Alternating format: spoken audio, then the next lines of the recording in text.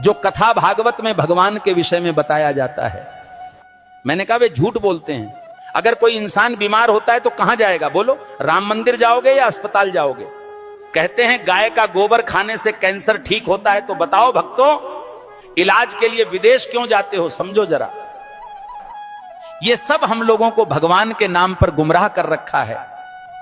और जब यही लोग कहते हैं धन दौलत त्याग कर भगवान की शरण में आ जाओ, और खुद कहीं पर भागवत कहने जाते हैं, लाखों रुपये लेते हैं।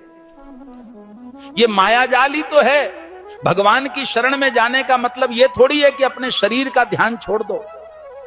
जो शरीर भगवान ने दिया है उसकी सेवा भी तो ईश्वर सेवा है। जब बुखार आता है तब राम की जगह दवा ढूंढते हो। जब जीवन भर की परेशानी हो तब बाबा का झूठा गोबर इलाज क्यों बन जाता है? गाय पूज्य है, इसमें कोई दो राय नहीं, पर यह कहना कि गोबर खाने से कैंसर ठीक हो जाएगा, यह विज्ञान नहीं, धोखा है।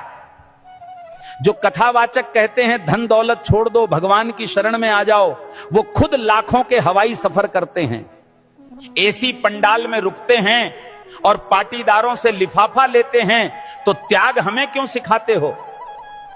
तपस्या की राह हमें क्यों दिखाते हो, जब खुद तुमने उसका कोई अनुसरण नहीं किया? भगवान के नाम पर डर बेचकर जो अपने महल खड़े करते हैं वो संत नहीं, व्यापारी हैं। सच्ची भक्ति वो है जो आंखें खोलती है, ना कि आंखें बंद करवाती है। और आखिर में बात सीधी सी है, भगवान अंधविश्वास से नहीं, सच सेवा और विज्ञान से मिलते हैं। सीताराम सीताराम। भविष्य मालिका कहती है जब पाप बढ़ेगा तो समय न्याय करेगा और धर्म की असली परीक्षा शुरू होगी। 2032 से सत्य युग का आरंभ होगा, लेकिन उससे पहले पूरी धरती हिलेगी।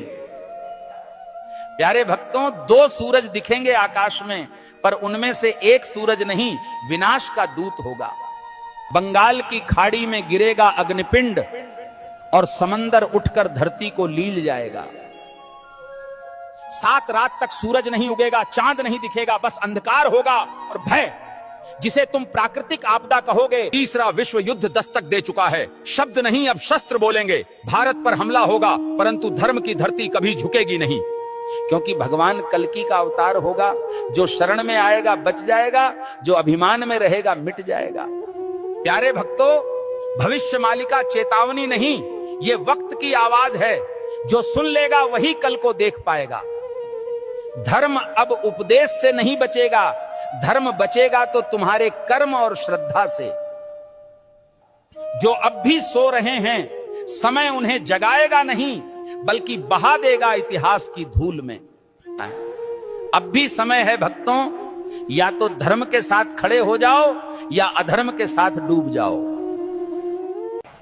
कल सऊदी अरब में आयोजित मेरे सत्संग के दौरान एक भक्त ने मुझसे एक दुखद प्रश्न किया। भक्त ने प्रश्न किया, गुरुजी, क्या राखी बांधने से बड़ी बात यह नहीं कि हर औरत को बहन समझा जाए? अरे मूर्खों, राखी के धागे पर इज्जत की एक्टिंग करते हो और बाकी दिन उसी इज्जत को आंखों से नोचते हो। राखी का धागा इज्जत का प्रतीक है, पर नजरें ही इज्जत न दें तो वो धागा क्या करेगा? जो आज बहन कह रहे हैं, कल उसी जैसी स्त्री को घूरते हैं। यही विडंबना है। जिस दिन पुरुष की नजर नारी को सच में बहन समझने लगेगी, उस दिन हर बेटी, बहन, हर स्त्री सुरक्षित अनुभव करेगी। भाई कहे जाने से कोई बड़ा नहीं बनता, उसके विचारों और दृष्टिकोण में सम्मान हो, यही सच्ची मर्दानगी है। राखी की रस्म निभाना सरल है, पर नीयत की सफाई असली परीक्षा है। हे प्रभु, जो स्त्री को देखकर गंदे ख्याल लाता है वो कभी भाई नहीं बन सकता। हर लड़की बहन जैसी लगे, ये सिर्फ कह देने से नहीं होता, जब तक मन से उसे बहन समझा न जाए। राखी कोई ताबीज नहीं है, ये चेतावनी है सोच को पवित्र करने की और नारी को नजर से नहीं सम्मान से देखने की। जिस पुरुष की मर्दानगी किसी नारी की रक्षा न कर सके, वो राखी के धागे का भी हकदार नहीं होता। राम के भक्त हो या डर के गुलाम, शर्म करो। हनुमान जी ने रावण को जला दिया, तुम आंख फड़कने से कांपते हो। अगर आज हनुमान जी को कुछ कहना होता